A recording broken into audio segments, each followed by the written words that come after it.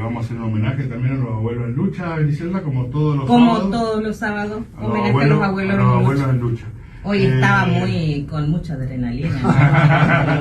Bueno, lo tenemos en la mesa un referente del Partido Socialista. Buen día, Juan Carlos Rosciani. ¿Qué tal? Buen día. Un saludo para vos, toda tu audiencia, y un agradecimiento enorme que nos haya invitado a participar en esta mesa, ¿no? El placer es nuestro realmente poder charlar con alguien que de alguna manera seguramente tendrá muchas cosas afines en cuanto a lo que es la historia de resistencia, la historia del Chaco, la historia de la Constitución, que en algún momento la tuvimos y que creo que a partir del 94 lamentablemente no tuvimos elementos del socialismo como para dar ese toque mágico que tenía la anterior Constitución. Contame un poquito y como para disparar la primera pregunta, ¿cómo está la situación hoy de las casas del Partido Socialista o lo que consideramos que son las casas? Pues bueno, en esas casas del pueblo muchas veces muchos de otros partidos inclusive nos reunimos allá cuando comenzaba la democracia y vimos cómo era el movimiento, esa biblioteca mágica, y me hace acordar también de su padre, sí, entre otras cosas. Tal cual, no nos olvidemos que es ley que en cada partido socialista debe funcionar una biblioteca popular. Bien. Y la biblioteca popular del Partido Socialista acá en Resistencia realmente es una hermosura, ¿no? Los locales, en el Partido Socialista tenemos 2 locales en la provincia del Chaco. De acá en Resistencia, que está en López Planes 58, un local que tiene cerca de 110, 115 años. Histórico, ¿no? Histórico, sí, ahí teníamos una sala de teatro, porque los socialistas, como fundamentalmente se dedicaba a defender a la clase trabajadora en aquella época, la clase trabajadora no todos tuvieron la posibilidad de ir a una escuela, así que se enseñaba la doctrina socialista a través del teatro. Me acuerdo, hay un ejemplo muy lindo en la película esta, La Patagonia Rebelde, o en Quebracho, donde los anarquistas enseñaban la doctrina y fundamentalmente los derechos de los trabajadores a través del teatro. Y el otro local es un local que está en Presidencia Roque Sáenz Peña, que justamente este jueves cumple 100 años. Y vamos a hacer un acto en Sáenz Peña, que fue declarado de interés legislativo por la Cámara de Diputados y va a ser declarado de interés municipal por la Intendencia de Presidencia Roque Sáenz Peña. Así que estamos en lo que sea, tenemos la suerte de tener 2 locales en la provincia que pertenecían en su momento a la vanguardia, lo que era el hogar obrero, y hoy por hoy se está traspasando el título de propiedad al Partido Socialista, que es una federación de partidos socialistas en definitiva, ¿no? Recién tocabas temas que algunos tuvimos, si bien no tenemos tantos años, pudimos ver algunas de las actividades que hacía el Partido Socialista ya cuando salíamos de la dictadura. Recién hablabas de el anarquismo de la Patagonia Rebelde, de Quebracho. El anarquismo. Siempre tocamos acá un temita que es recurrente para nosotros. Mi amigo Prodón debe estar todavía muy confundido, sobre todo cuando piensa en Argentina, porque acá hablamos de libertarios y hablamos de otra temática que es totalmente antagónica a lo que históricamente es el concepto. Y por otra parte, hace no mucho tiempo también de alguna manera atentaban con el monumento en la Patagonia de un viejo libertario, realmente un libertario, un anarquista, escritor, periodista, que bueno, no molestaba a nadie en realidad, pero de alguna manera es quien venía marcando aconteceres en la Patagonia como el hecho de la Patagonia Rebelde. Hoy, para un socialista, ¿qué significa todo esta situación que se da en el nuevo escenario?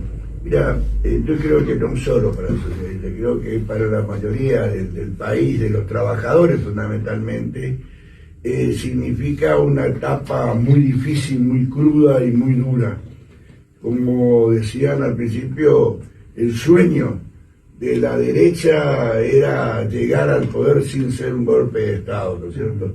Lo consiguieron en el segundo periodo de Menem y después lo consiguieron con Milei, con Macri, pero nunca se animaron, ni aún en dictaduras militares se animaron a realmente a profundizar lo que es la política libertaria, con esta persona que nos dirige como presidente de la República, que realmente nos dirige con una crudeza nunca vista.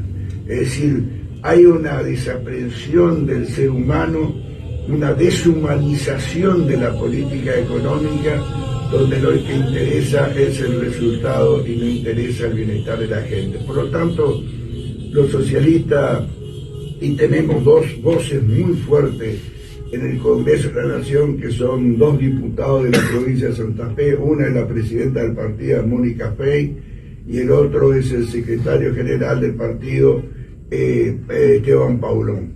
Son dos personas que han hecho una oposición, pero no por la oposición misma, han hecho una oposición con la propuesta de cambio ante cada decreto de necesidad urgente, ante cada decreto de delegación de poderes. Se planteaba la oposición a ese proyecto, pero también se planteaba la propuesta. O sea, para los socialistas y para todo aquel sector progresista que le interesen los derechos de la gente, que le interesa el ambiente, el medio ambiente, y es una realidad muy cruda la que nos está tocando vivir, ¿no? Y estamos en una situación, en un contexto muy difícil del país en este momento, Juan Carlos, muy difícil, por lo que nos han llevado la ultraderecha nos ha llevado a esta situación, que creo que estamos en una situación que ya no da para más, ¿no es cierto? ¿Cómo ve la situación hoy, el socialismo hoy, en el contexto que estamos? ¿Cómo la está viendo? No, la veo a nivel provincial y a nivel nacional. No, sí, a nivel provincial y a nivel nacional. A nivel provincial, nosotros vemos una absoluta y total ineptitud por parte del gobernador, que no tiene otra forma de adherirse a lo que es la política nacional. No plantea ni siquiera una salida para que los chaqueños no suframos las necesidades que tenemos. Hoy por hoy estamos viendo que el INSEP está faltando medicamentos, estamos viendo que en los hospitales faltan medicamentos, la atención de la salud pública y la salud privada está en una situación muy crítica. Hoy por hoy, con justa causa, sin justa causa, sería que ese un tema para analizarlo puntualmente. El sector de los médicos privados están cobrando un adicional que el empleado público les es imposible pagar, y menos aún aquellos que son monotributistas, que por la pérdida del poder adquisitivo del valor del dinero ven menos posibilidades de tener acceso a la salud, a la justicia. Entonces, la propuesta que nosotros estamos haciendo, justamente estas elecciones de octubre son unas elecciones demasiado importantes. Generalmente las elecciones de medio tiempo, como le dicen los intermedias, no eran de tanta importancia, pues los intendentes no se jugaban mucho, pero estas elecciones de octubre es la que va a definir el modelo de país y la que va a definir el futuro de los argentinos. Por eso, fundamentalmente, los socialistas no hemos podido presentar candidatos por un inconveniente en el partido, de la documentación, no puedo presentar. Estamos convocando a la gente que vaya a votar. Es necesario que la gente vaya y vote.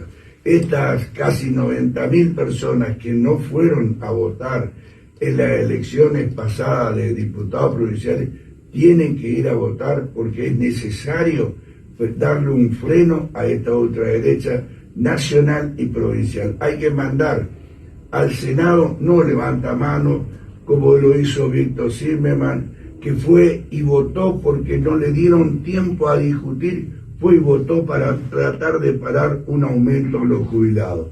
Es una locura cuando los jubilados están cobrando 370.000 pesos.